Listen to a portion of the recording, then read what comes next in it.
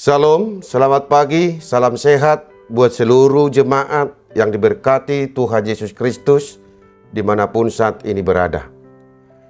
Kita bertemu kembali dalam renungan harian HKBP Resort Sutoyo pada hari ini, Selasa tanggal 30 Januari 2024.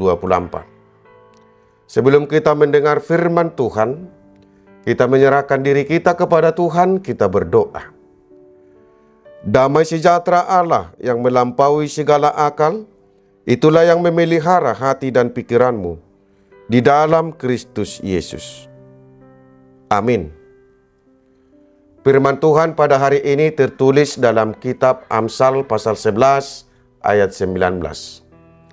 Siapa yang berpegang pada kebenaran yang sejati menuju hidup, tetapi siapa mengejar kejahatan menuju kematian.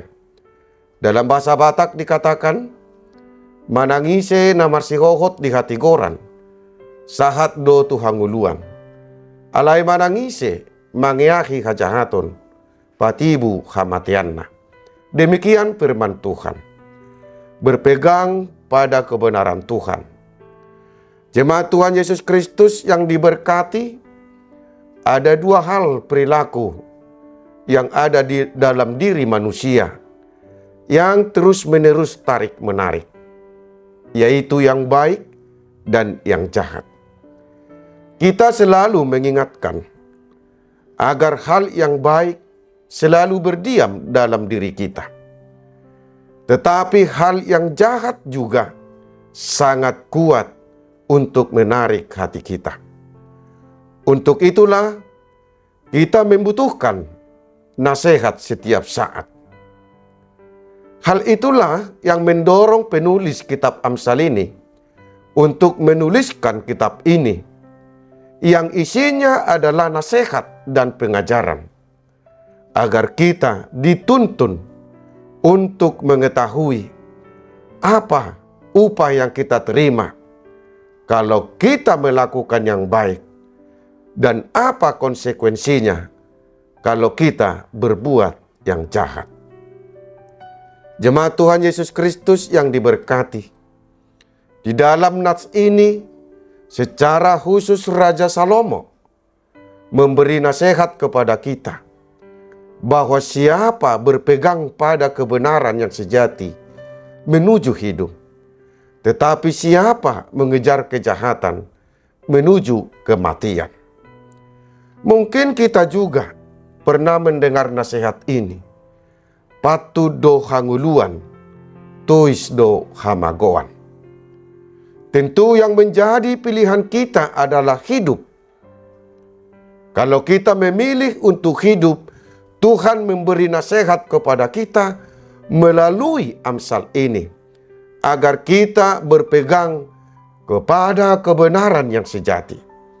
Kebenaran yang sejati adalah kebenaran menurut Tuhan, bukanlah kebenaran menurut penilaian manusia. Orang yang hidup di dalam kebenaran yang sejati akan selalu melakukan hal-hal yang baik dan menjauhi hal-hal yang jahat. Dengan melakukan kebenaran yang sejati, maka Tuhan akan memberikan kepada kita hidup yang dipenuhi dengan sukacita. Tetapi siapa yang mengejar kejahatan, dia sendirilah yang membuat hidupnya penuh dengan ketakutan, kecemasan. Siapa yang mengejar kejahatan, maka hidupnya tidak akan pernah nyaman dan aman.